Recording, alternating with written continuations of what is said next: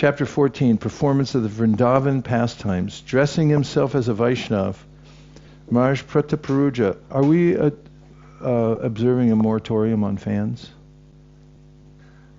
Is that the program here? It's part of our Kartik Vrat. No more fans. No more fans. Dressing himself as a Vaishnava, Mahārāja Pratāparudra entered the garden at Balagandi, alone and dressing himself as a Vaishnava, Mahārāja Pratāparudra entered the garden at Balagandi alone and began reciting verses from Śrī Srimad Bhagavatam. He then took the opportunity to massage the lotus feet of Śrī Caitanya Mahāprabhu. The Lord, in his ecstatic love for Kṛṣṇa, immediately embraced the king and thus bestowed mercy upon him.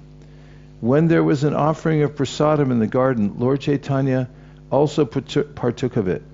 After this, when Lord Jagannath's rath car stopped moving, King Pratāparudra called for many elephants to pull it, but they were unsuccessful. Seeing this, Lord Chaitanya began to push the car from behind with his head, and the car began moving.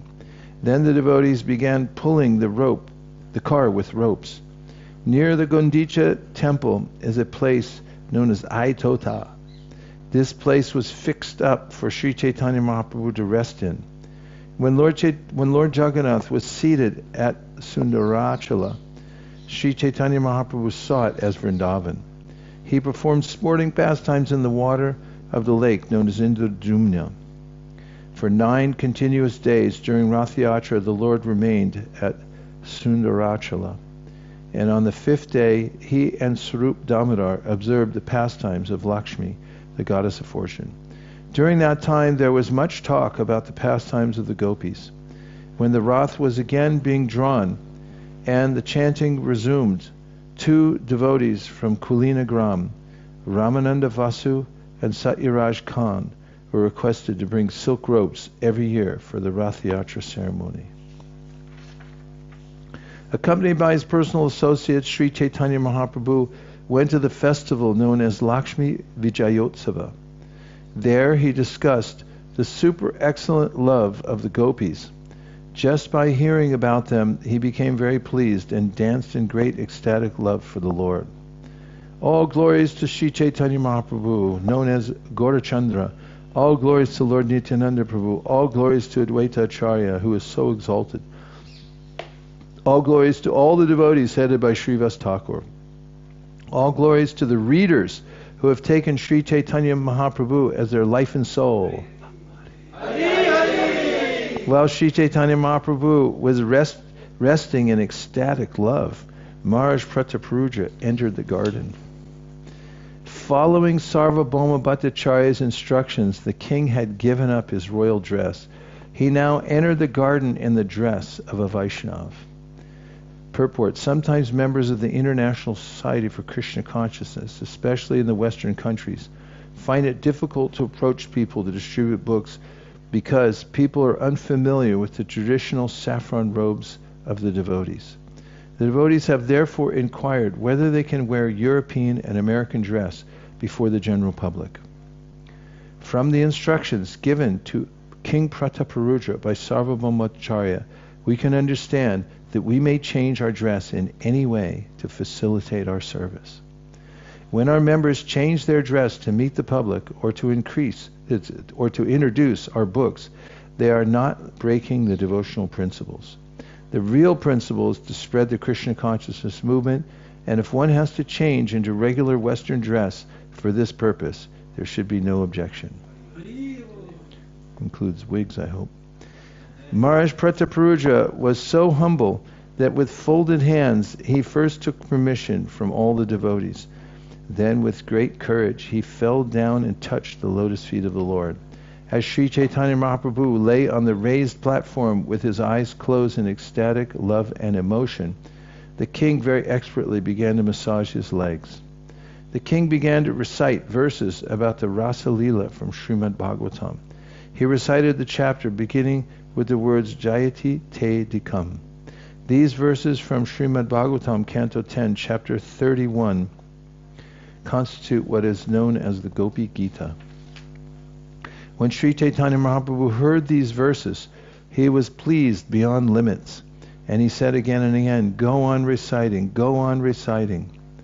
As soon as the king recited the verse beginning with the words Tava Katamritam, the Lord arose in ecstatic love and embraced him.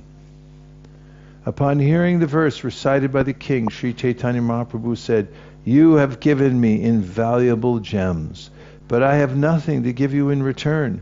Therefore, I am simply embracing you." After saying this, Śrī Caitanya Mahāprabhu began to recite the same verse again and again. Both the king and Śrī Caitanya Mahāprabhu were trembling, and tears were flowing from their eyes.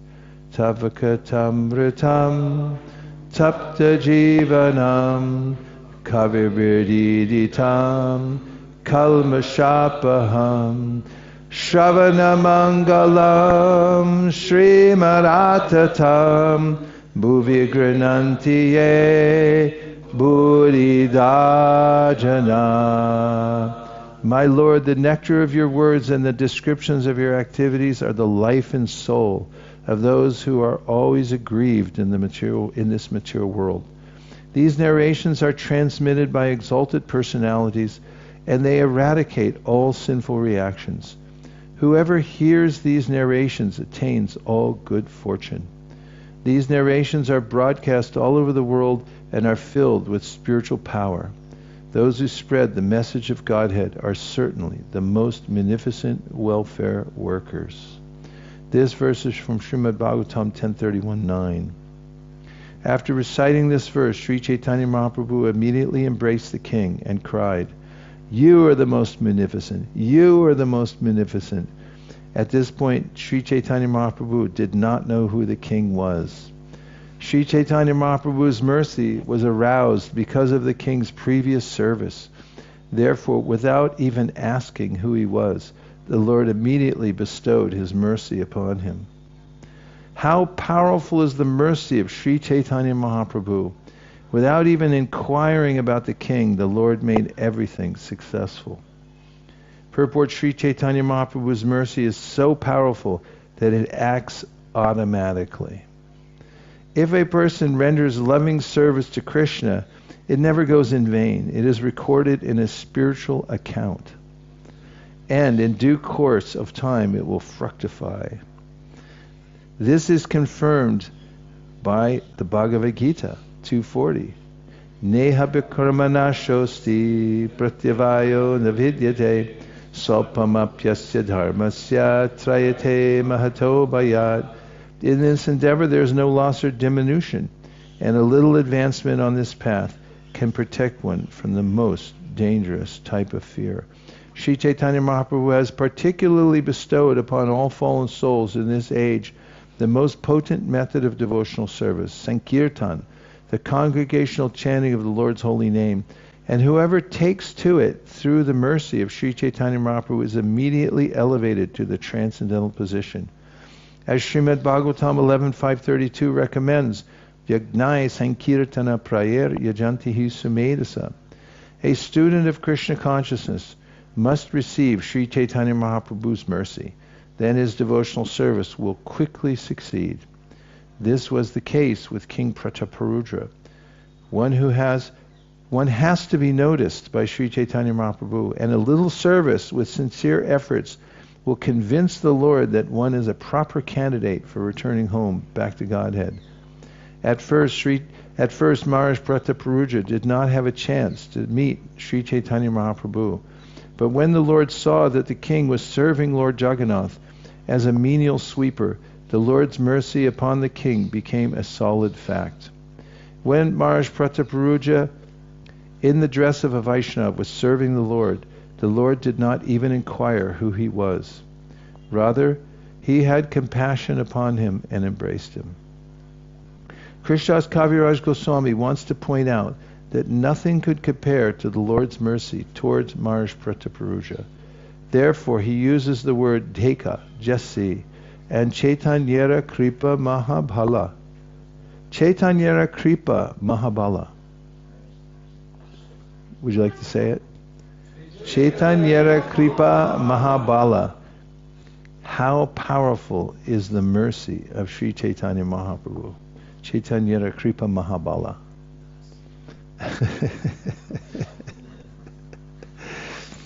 Okay, make a list. Write that one down and the page number. You're hired. This is also confirmed by Srila Prabodhānanda Sarasvatī. Yat-kāruṇya-kaṭākṣa-vaibhava-vatām from the Caitanya-candrāmṛta. Even a little of Śrī Caitanya Mahaprabhu's mercy serves as a great asset for spiritual advancement. Therefore, the Krishna consciousness movement must be spread through the mercy of Śrī Caitanya Mahāprabhu. When Rūpa Gosvāmī experienced the mercy and magnanimity of Śrī Caitanya Mahāprabhu, he said, Namo Mahāvadanaya Krishna Prema Pradayate Kṛṣṇāya Krishna Caitanya Namni Gora Trishe Namaha. I offer my respectful obeisances unto the Supreme Lord Sri Krishna Caitanya, who is more magnanimous than any other avatar, even Krishna himself, because he is bestowing freely what no one else has ever given, pure Krishna consciousness, pure love of Krishna. Srila Lochan Das Thakur has also sung Parama Karuna Pahun Dvijana Nitai Gora Chandra. The two brothers Nitai and Gora are so kind that no one can compare to them. Similarly, Srila Narottam Das Thakur has sung Vrajendra Nandana Jay Shachi Shuta Hoilo She Balaram Hoilo Nitai Dina Hina Jatachilo Harinama Idarilo Tara Shakshi Jagai Madai. Just to deliver all the sinful persons of this age by propagating the chanting of the holy name, Lord Krishna and Lord Balaram have invented as Śrī Caitanya Mahaprabhu and Nityananda Prabhu. Jagai and Madai are evidence of their success. Śrī Caitanya Mahaprabhu's special mission is the deliverance of all fallen souls in Kali Yuga. Devotees of Krishna must persistently seek the favor and mercy of Śrī Caitanya Mahaprabhu to become fit to return back home, back to Godhead.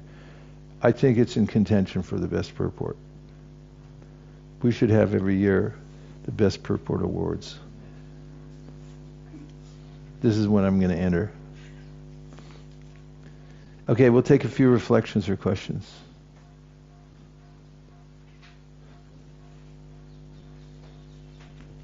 Yes. Mahendra, and then we have Lokaram Prabhu. All the heavy hitters. I'm going to start off. From the previous chapter, Prabhupada said, but when one's mind does not accept and reject, but simply becomes fixed on the lotus feet of Krishna, then one's mind becomes as good as Vrindavana.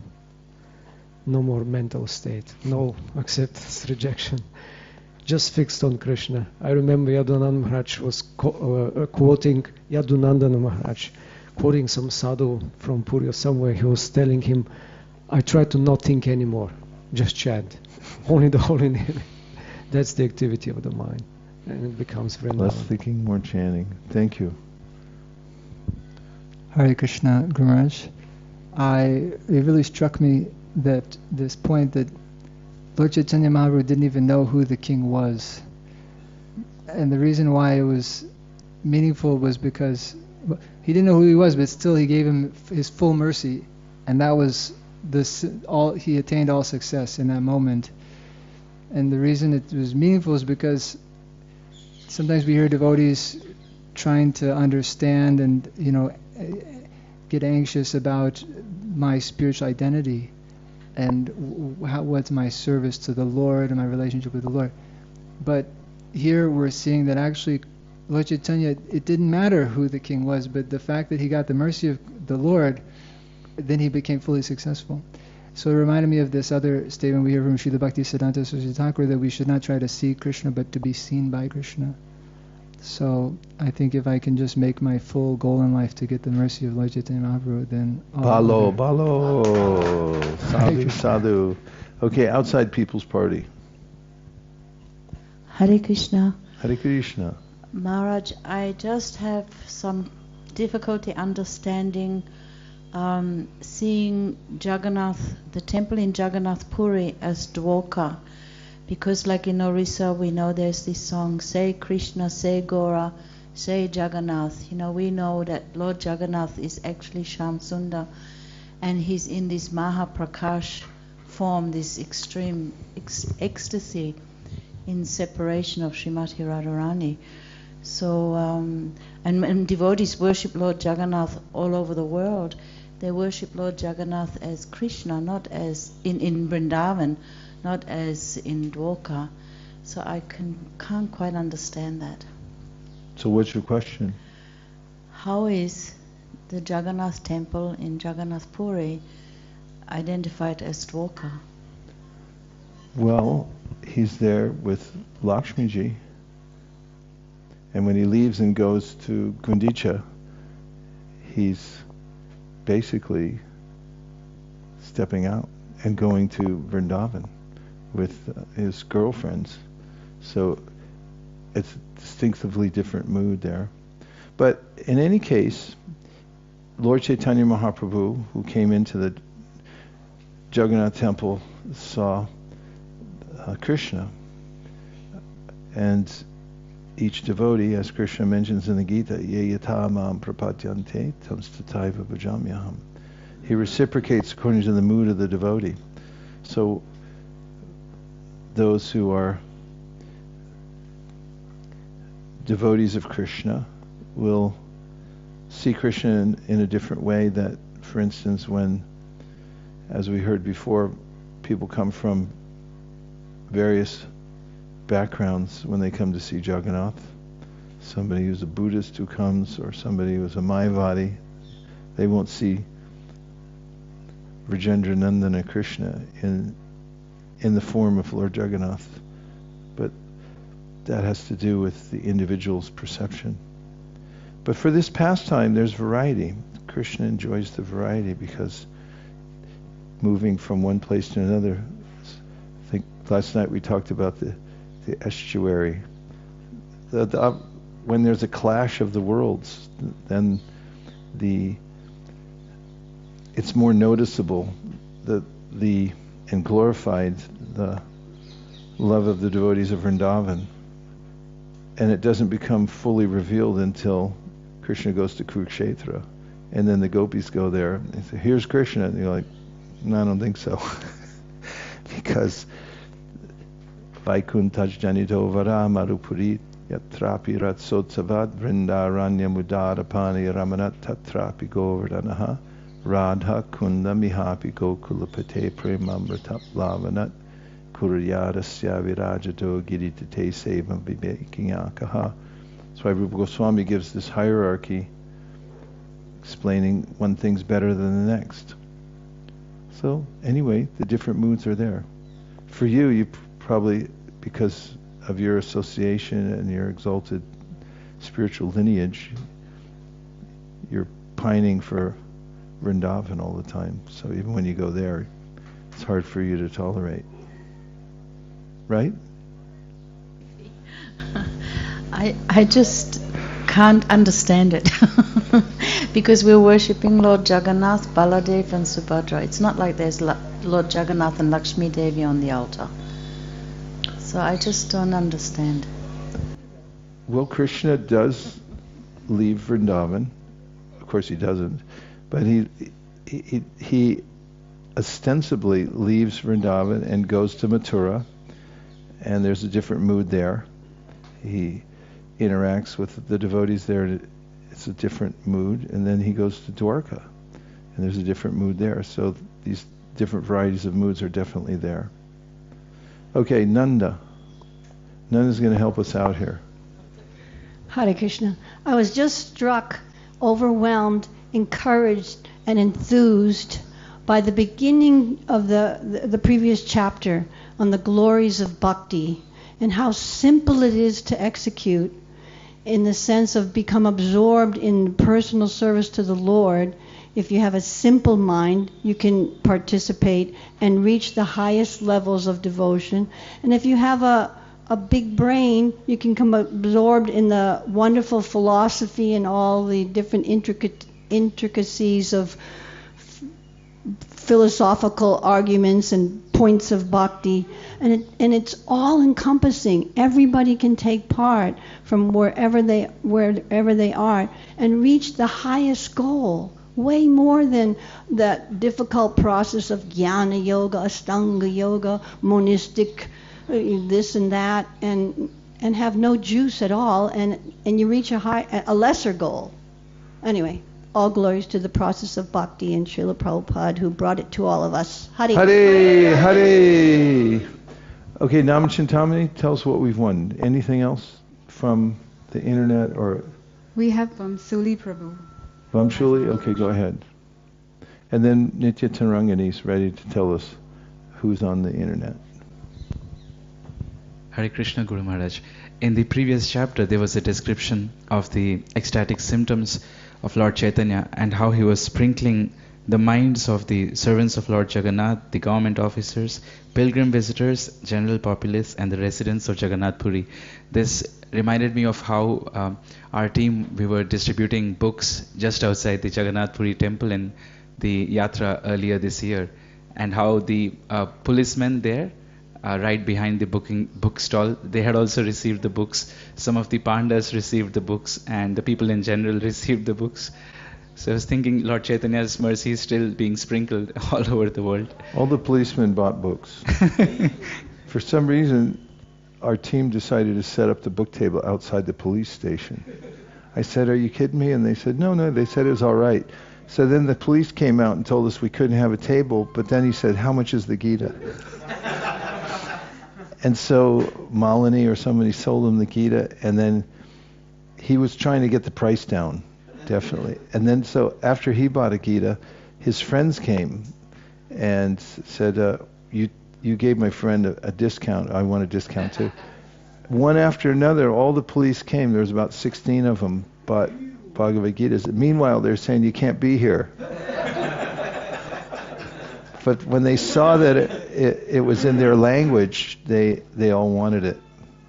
But they kicked us out at the simultaneous kick out and buying the books.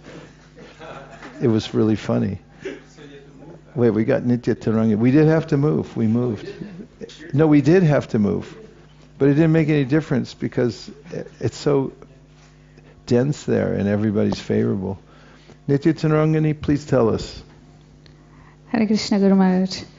We have 21 devotees tuned online today. Hare Hare! And one reflection from Ishwari Radha Mataji. Jai. She's saying, Hare Krishna Gurudev, please accept my respectful obeisances at your lotus feet. I feel really grateful to listen to this reading of Śrī Caitanya-candrāmṛta. I wish I was there.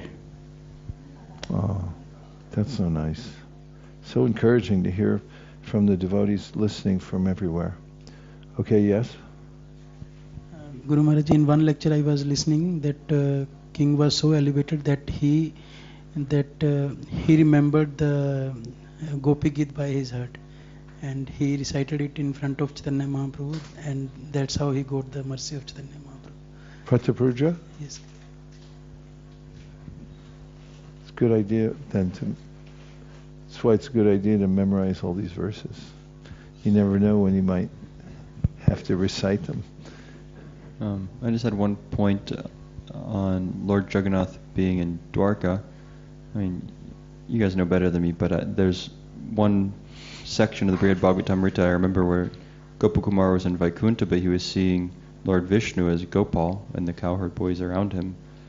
So, I mean, Krishna has that capacity. Yeah, it's another example of the way the devotees are. That's the way Krishna reciprocates. But in one account of the forms of Jagannath, Baladev, Subhadra, is that they're actually coming from Dwarka, or they're in Dwarka, but they're hearing the devotees discussing the residents of Vrindavan. It's, what's her name, who was in Vrindavan and Dwarka? Rohini is telling all the residents of Dwarka, so they want to know who are the devotees there. Because Krishna is sleeping, but he's saying the names of his girlfriends, and he's married. And he's crying at night, and people want to know what's going on. So finally Rohini starts telling everybody, but when Kṛṣṇa, Balaram, Subhadra come and hear that discussion going on, remembering the resonance of Vrindavan, hearing it through Rohini, and as it's resonating with the devotees there in Dwarka, their figures transform in ecstasy. And that's the forms of Jagannath, Baladev, and Subhadra. So it's kind of like they're standing in Dwarka, but they're looking towards Vrindavan. That's the whole tension of that pastime at Rath Yatra. It's always there, and it's being celebrated at the Rath Yatra in a full-blown public way, although most people don't know what's happening, except for those who get a copy of Śrī Caitanya-candrāmṛta. Okay, Mukhandavinda Prabhu for the close. I see you with Chintan Chaitanya. Okay, go ahead, and then Chintan Chaitanya will close, and that's really it, because we're trying to make up. This is an emergency session. Go ahead. So, Maharaj, when the first time, when somehow he lifted, King Prataparudra lifted the, when Chaitanya Mahaprabhu fall down during the dance, and that time he became externally angry. And in the purport, Prabhupada says that a person may appear to be a pound-selling man interested in money and women, but if he is actually meek and humble and spiritually and surrender to Supreme Personality of Godhead, he is not mundane. Such a judgment can be made only by Śrī Caitanya Mahaprabhu and his very confidential devotee. As a general principle, however, no devotee should intimately mix with mundane people interested in money and women. So I was just wondering that,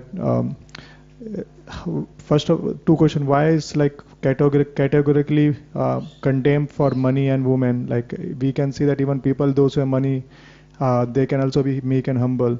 And second question is that how, like in Prabhupada is saying that only that... We're not concerned with meek and humble. We're just concerned with Krishna consciousness.